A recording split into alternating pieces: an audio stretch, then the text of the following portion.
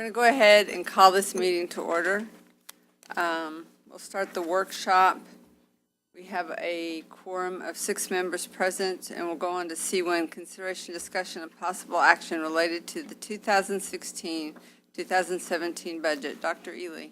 Thank you, Dr. Yoka, members of the board. We have updated figures to show you in regards to the process that we're going through to develop a recommendation for the 2016-17 general fund budget. Since we have met last time, we've gotten preliminary information from the Brazos Central Appraisal District, and we also have our final ADA numbers from our attendance from this school year. So with updated information to take you through it is Mr. Martindale, Deputy Superintendent of Business and Operations. Mike? Can we perhaps turn on the, okay, thank you.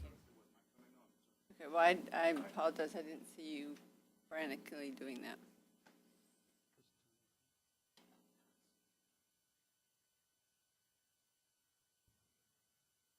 Yeah, it's kind of like I tried to get my car out of the garage and the garage door opener broke too. So it's like, oh my God. Yeah. It's better than riding a horse, so. Well, not to work. Not to work.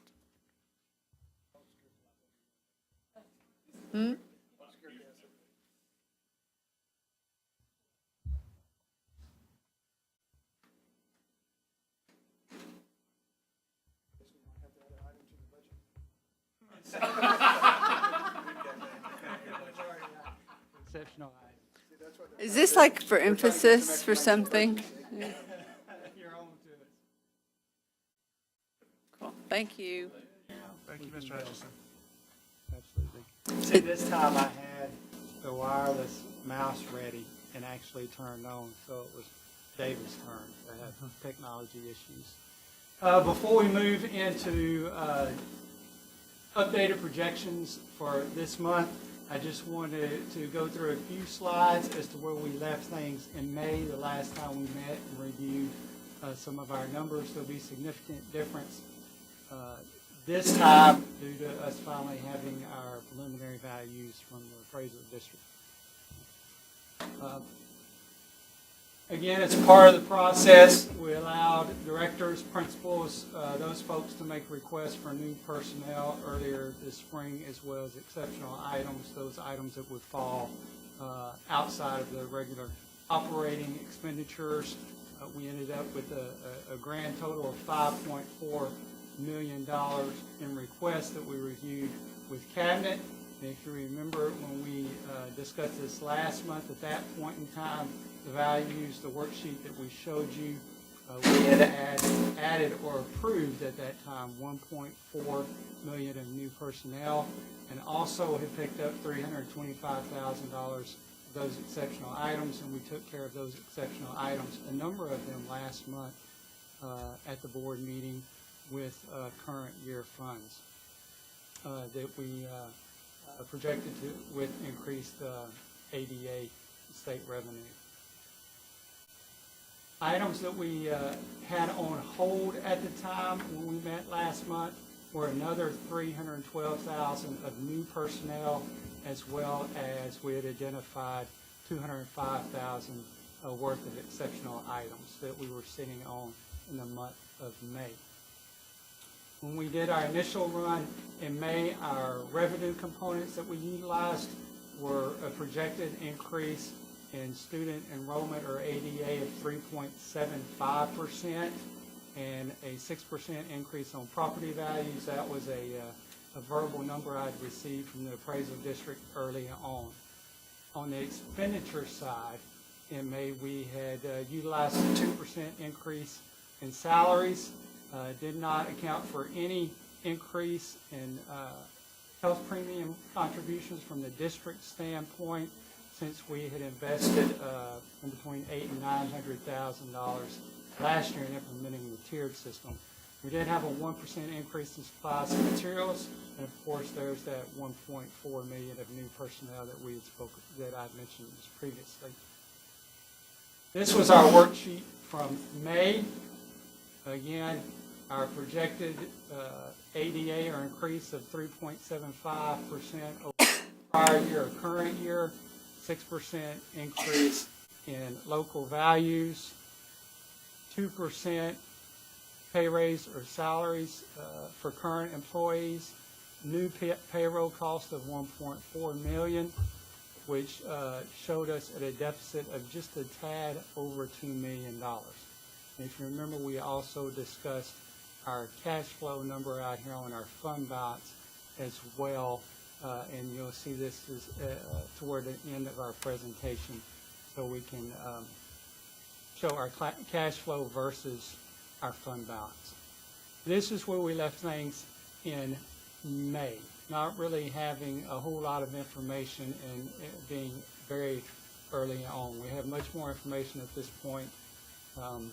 This is just a recap of the worksheet. 2.2 million deficit, 350,000 under cash flow in 2019-2020. For this month, we've updated some numbers. I'm a little more conservative on our student growth, our ADA, just 3.7 as opposed to 3.75. Our big increase, obviously, are our property values. Now, our initial values, our preliminary values that we received were about 13.1% over last year's certified values. However, between the initial values received last year and the certified values at the end, there was a 3.25% drop. That's why I'm using 9% right now. It's conservative, but I think if I utilize 10% at this point, if we have a 13.1% initial growth and we experience a 3.25 drop like we did last year by the time the values are certified, that would put me under 10%. So I'm coming in a little conservative. Is it possible that we'll move up to the 10% mark by the time we receive certified values? Possibly, but it's also possible if we follow suit from last year that falls under 10%. Correct, and that was Michael met with BCAD folks and said, give me something you're comfortable verbally. That was not with any real numbers other than, yeah, you can use 6%. I think that's safe. It was very safe. So anyway, I've utilized 9% to capture quite a bit of the growth, but also to stay a little bit conservative in case we experience that 3+% drop from initial values to certified values. Okay. With that, we went ahead and approved those personnel positions that were on hold that we discussed in May. Again, a reminder, included in that were 2 middle school teachers, those for College Station Middle School, an additional intermediate for Cypress. One that we didn't have on hold, but we realized the need for as we progressed through the last month was a half a teacher at College View High School, in addition to the other personnel district level positions, the support areas where we really haven't been able to do much in the past, adding a maintenance supervisor, network administrator, and staff accountant to the business office. So in the worksheet you'll see here momentarily, we would have picked up all these on hold costs or on hold positions due to our up in property values and revenue. The exceptional items that we had on hold, approved those. As a matter of fact, consideration for the band instruments is on our regular meeting agenda. The other 2 items we'll see in the future on board agendas. I'm taking care of this with this current year budget because we finished the year out with a 4.22% growth in ADA. When we were meeting in May, I had 4.1, but we've closed the year out so I can secure the real number because we finished the school year. So we'll manage this with current year funds due to a higher ADA at the end of the year. On the expenditure side, Due to the increase of 9% on appraised values, did move salaries up from 2 to 2.5%.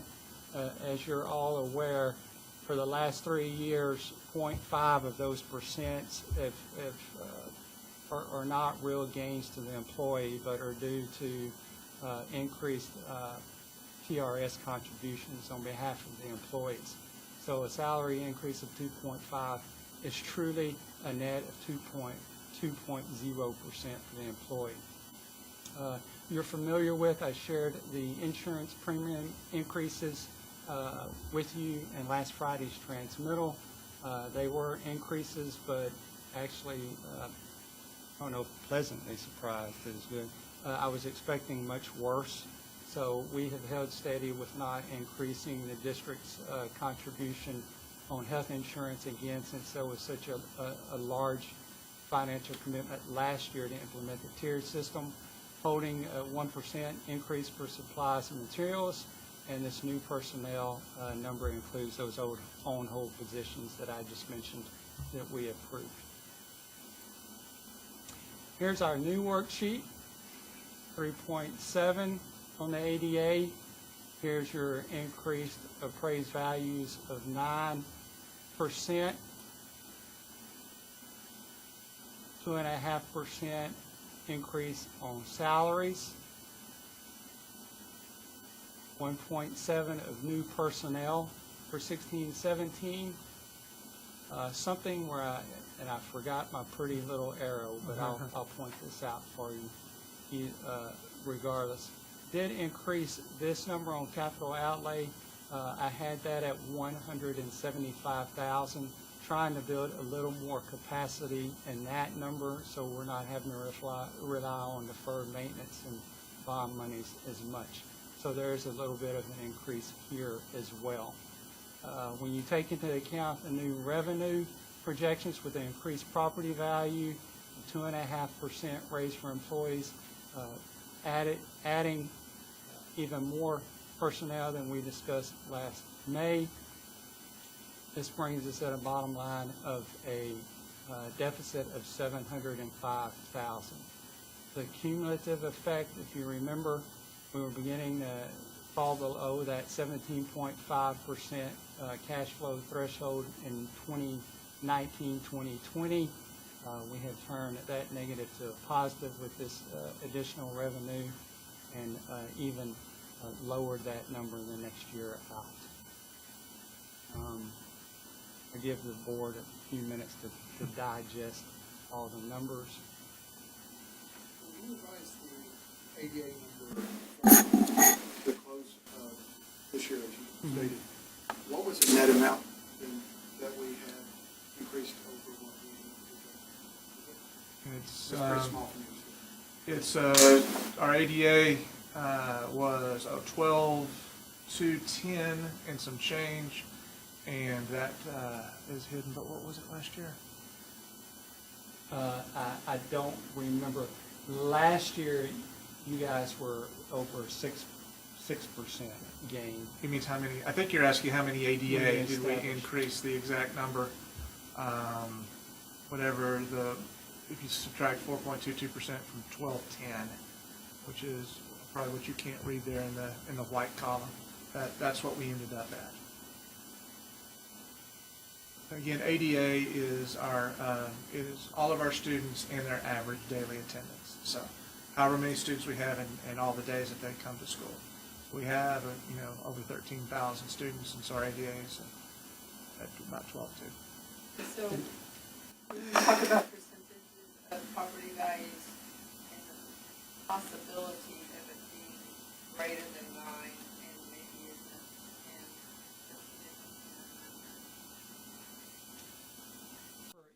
That's my question.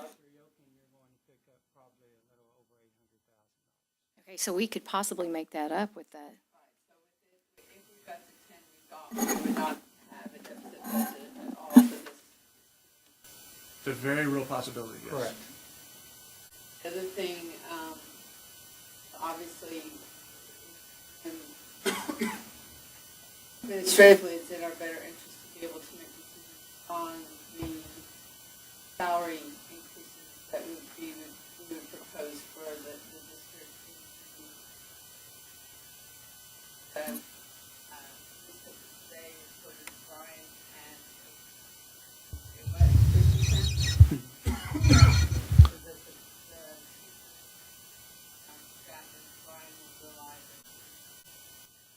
So what was in today's paper was information on non-teaching positions. The Brian Best program, which is the teacher compensation package, which looks at teacher raises plus the merit pay system that they've instituted in BISD, was approved in an earlier month. So what we saw in today's paper were non-teacher employees, and so they were given, I believe, I have a representative Eagle here. I believe it was 3% across the board, and the opportunity for an additional 2 to 3% based on performance or based on their evaluation. And when we look at your outward years, 2017, 18, 19, we've gone back to the property value, size, 4.5, 4.5. And so, if, we don't have any property value fall off. When we came to you last month in the last four columns, 17, 18, 18, 19, 19, 20, and 2021, we had 4% across the board. So we've smoothed that a little bit.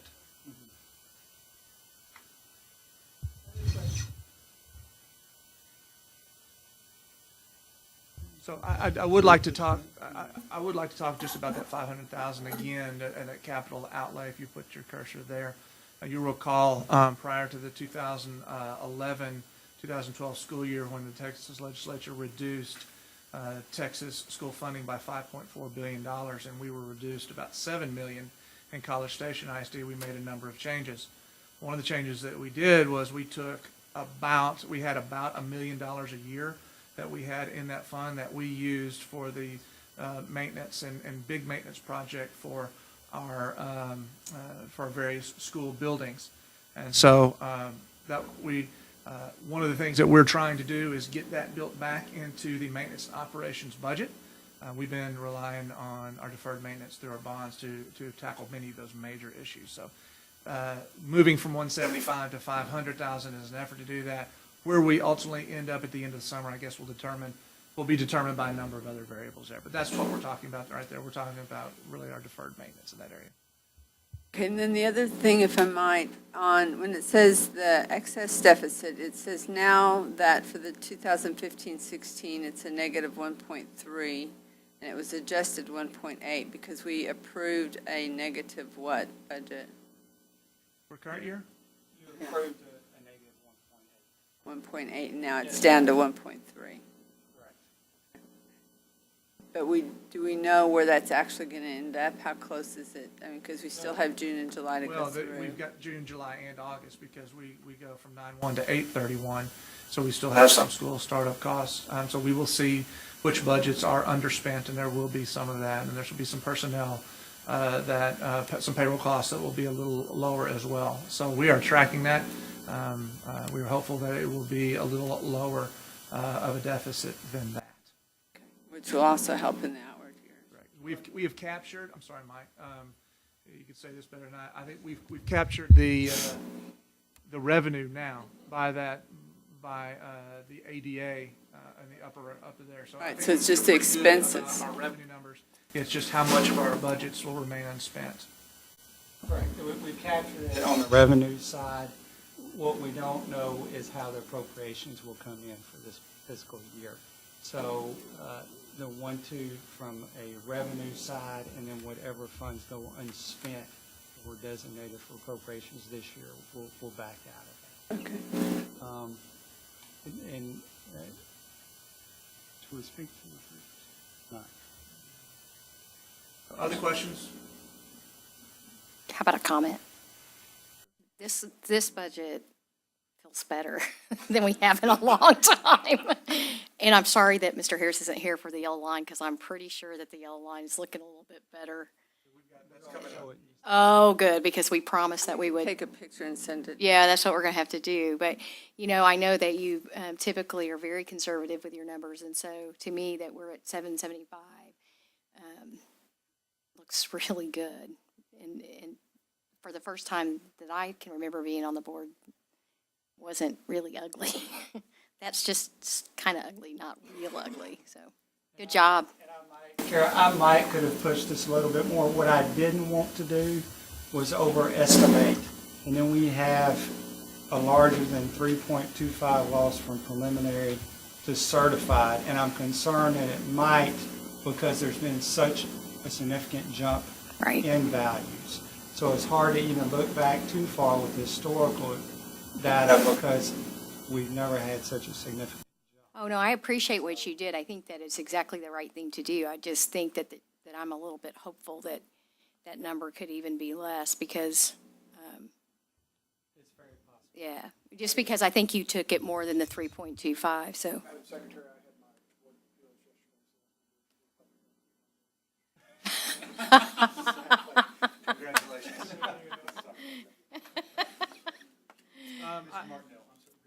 that 775 or 705? 705. This one right here, the deficit's 705. Yeah, and I would ask in the future if we'd have it here, because I really, even with my glasses, I can't read that far or that far, On a bigger slide. something. I do want to just talk about as we look, obviously we look to take care of our needs for 16, 17. That's of primary importance. We're also looking to make sure we're in a good financial position in the out years, because as you know, the school districts, including College Station ISD, did not prevail in the school funding lawsuit with the Texas Supreme Court. So we have to like and make sure that we are financially stable throughout the next many years, and so we're doing that. The thing that we really need to look at is in the 17-18 school year and 18-19 school years, we're opening 3 campuses. So we want to make sure that we have enough funds available, so we've added an extra 10% to both of those years. That's gone from $2 million to $2.2 million and from $3 million to $3.3 there. So these are the numbers that we're obviously keeping an eye on here, as this could be a significant, fairly significant increase in number of staff members when you think about opening 3 campuses in such close proximity. So we obviously have that in mind as we're moving forward. Any other questions or comments? And we still have some, You know, there is, go ahead. so, Let's just go past that. sorry. All right, so this is where we were in April, the last time we showed you this. I recall that the red line is the projections that we had the first time that we met as a team of 8 back in May of 2014. This was our projected what was going to happen to our fund balance, that it was going to go down and kind of get righted here in the 16-17 school year. And this number is the 17%. This is the caution line, the yellow caution line. It's 17% of the appropriations for that, 17.5% for that year, basically our cash flow needs. The green line is the audited numbers for last year, the 2014-15 school year, and blue is what we brought to you in April. You see, we were under about $300,000 there and about $1.06 million in 2020 and 2021. So where we are now, based on our newest projections, does flatten that out a little bit, as you can see, and you can see the effect of the opening of a couple campuses here, as we still have that same trajectory with adding staff in those 2 years, and we're 178,000 below that yellow line right there. So that's where we are. So that was April. This is June, April, and June. It will be linked, so we certainly can. And this is the last slide. We'd love to answer any more questions or comments from you. Anything else?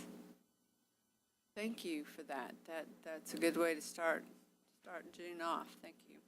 So we'll move to C2, consideration, discussion, and possible action related to selecting a delegate, an alternate delegate for the Texas Association of School Board Delegate Assembly on September 24th, 2016. And you might remind me, Dr. Ely, that will be in Houston this year? That is in Houston this year, yes, ma'am, at the George R. Brown Convention Center. And so the And- delegate. And shall, if we were to discuss potentially what historically has been happening in College Station ISD, is the newest addition to the board usually has the honor to learn from this experience and represent our school district. Sounds like an incredible opportunity for whoever that would be. I'm also wondering, Mr. Harrison. I have checked with Mr. Harris on a number of things for tonight's meeting, and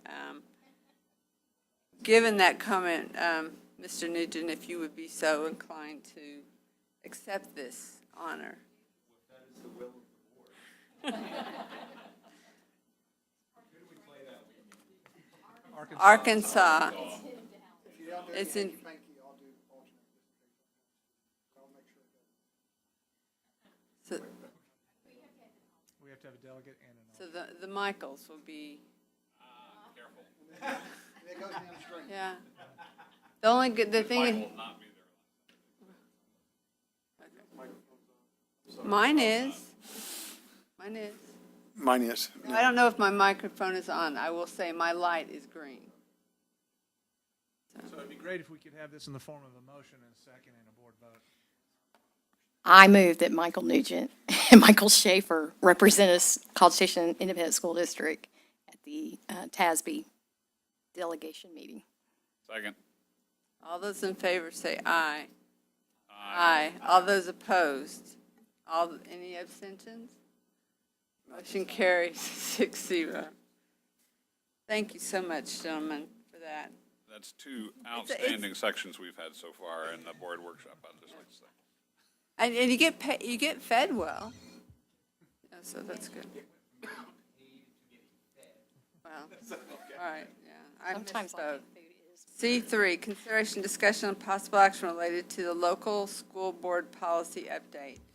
And thank you for the 112 pages of update. Yeah, I didn't kill a tree over mine, but, I didn't either till today, just Okay. in case y'all have questions. so did everyone get an opportunity to peruse that? And does anybody have anything that they would like to start with?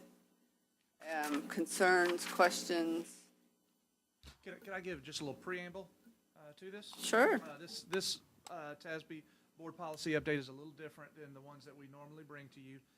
TASB update 101, 102, 113, all of those are primarily legal policy updates that are driven by the Texas State Legislature and changes in the education code.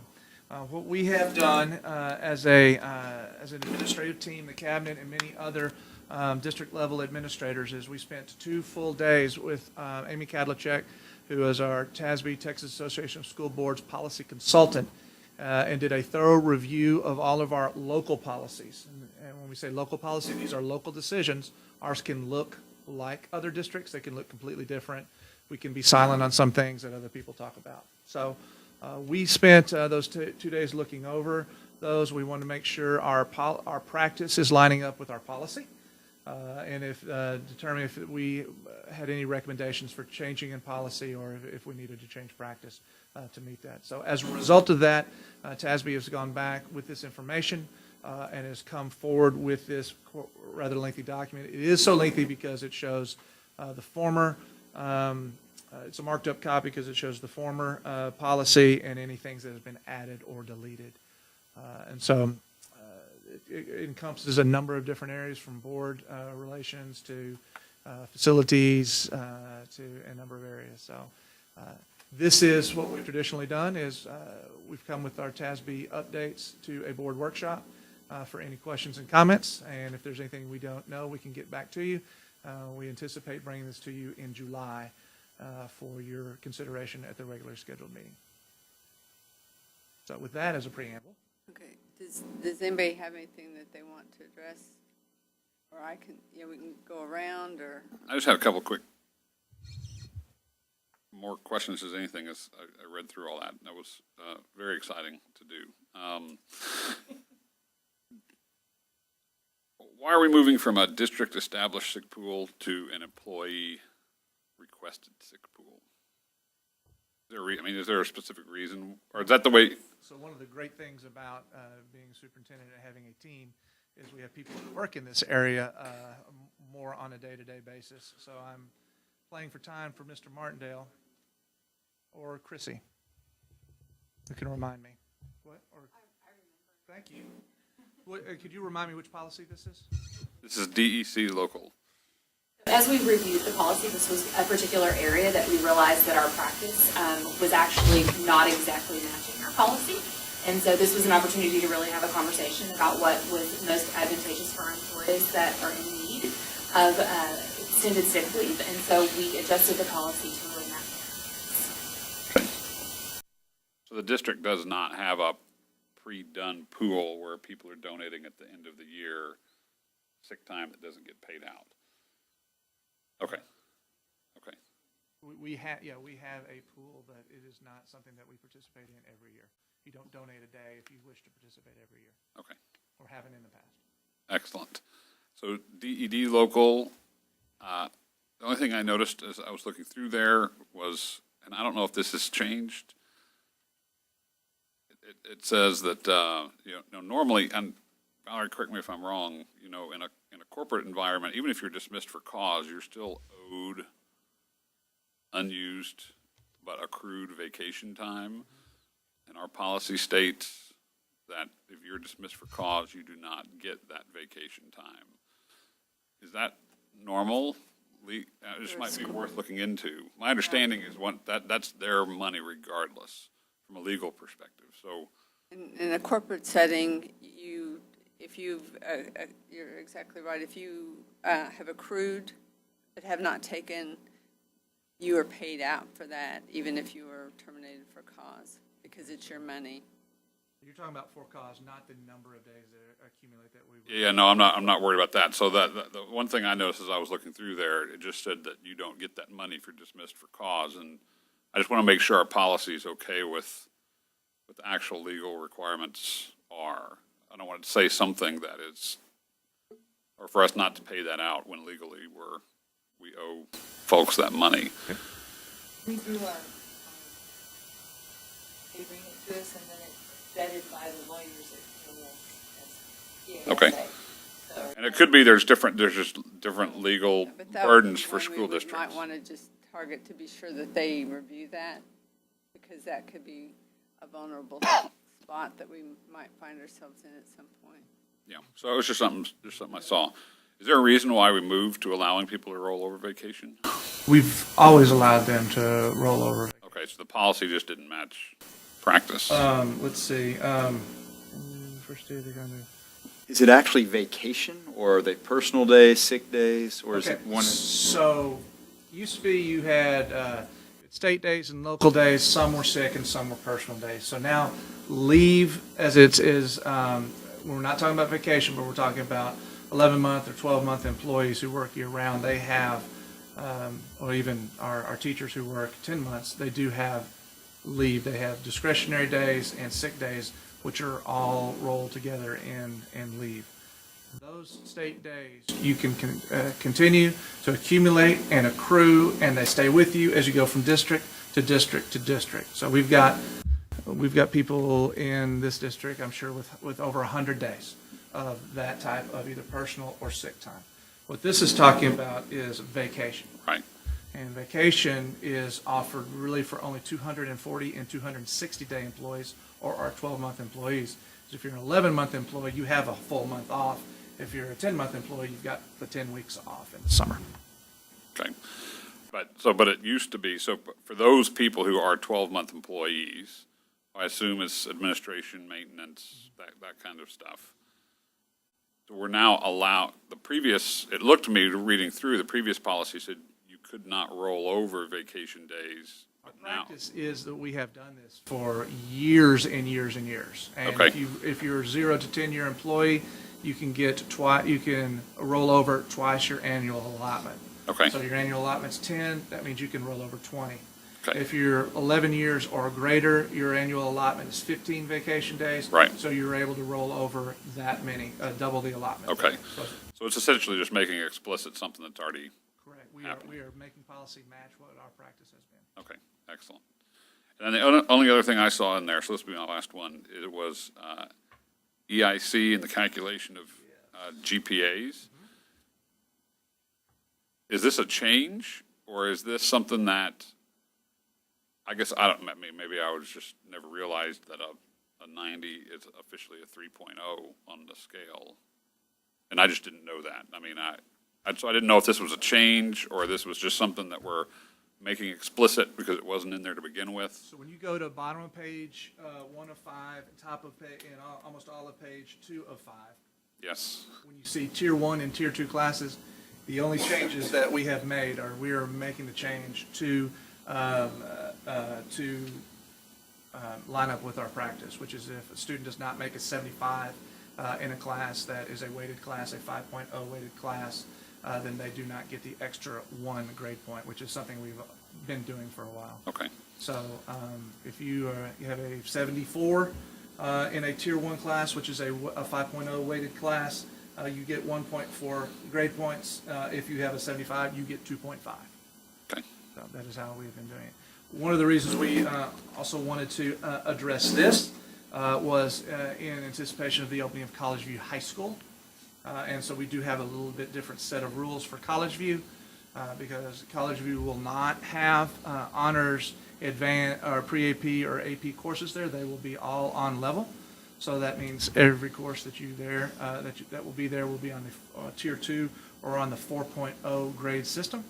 We wanted to get away from the temptation to play the GPA or top 10% game by having someone be in one of our comprehensive high schools or in another high school and get scores on a 5.0 grade system in maybe their freshman and sophomore year and transfer over to College View for their junior and senior year with those extra grade points that the kids who had been at College View the entire time did not have the opportunity to earn. Okay. So we tried to make that a level playing field. So if a student had those 5.0 grade points and they transferred to College View, their GPA would get calculated.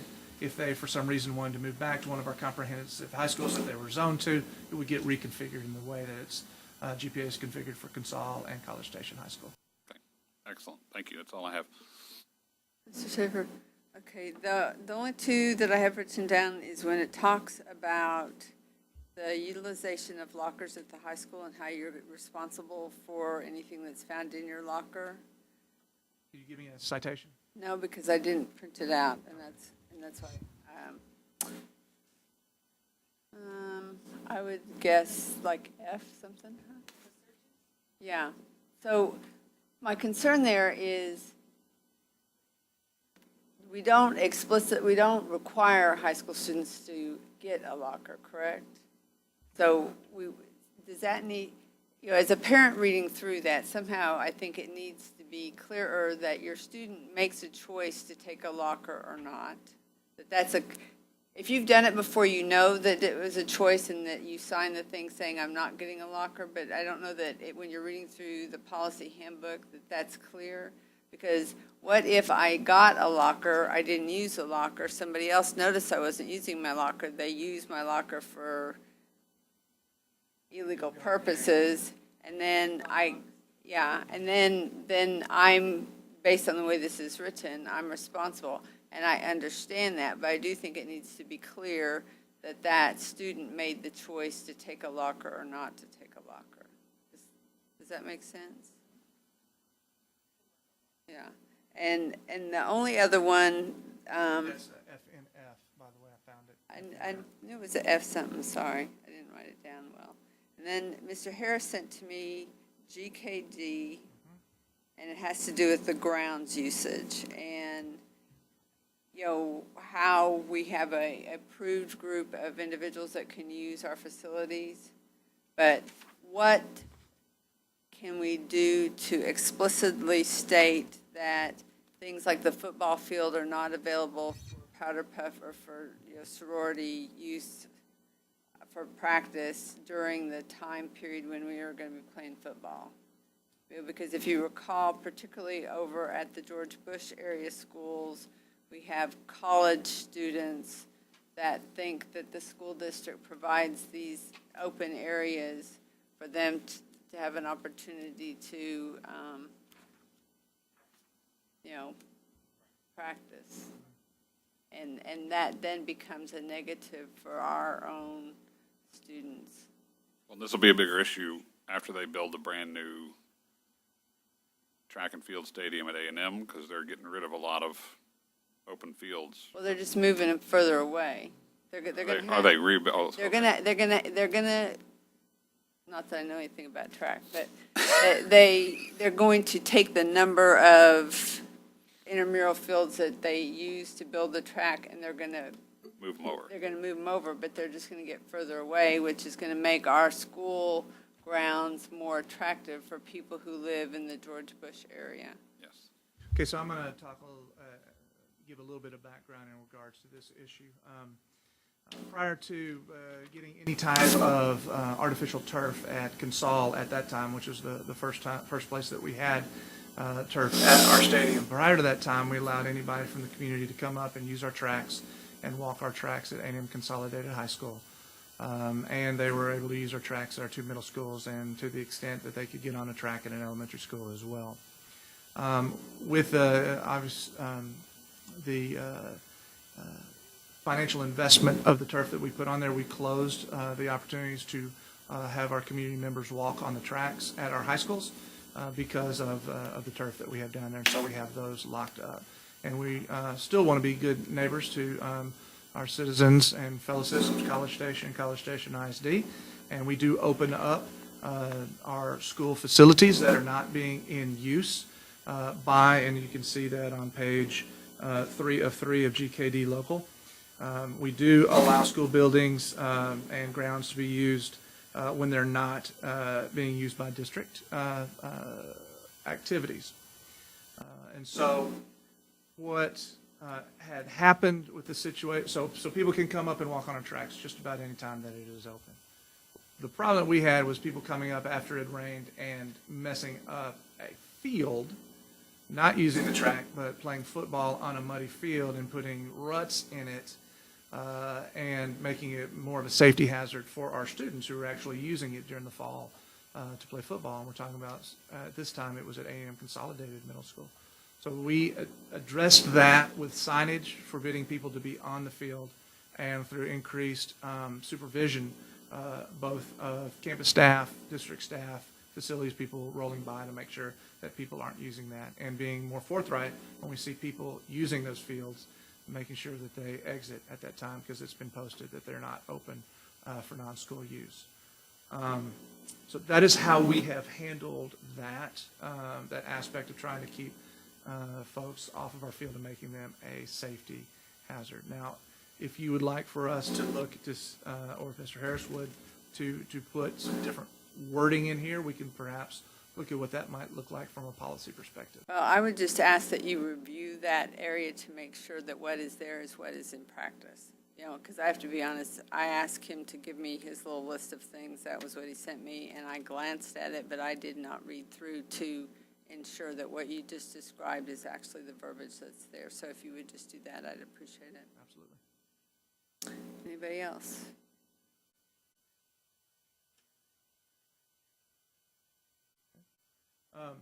So we will get the answers to you, and then we anticipate having this as an action item at the July meeting.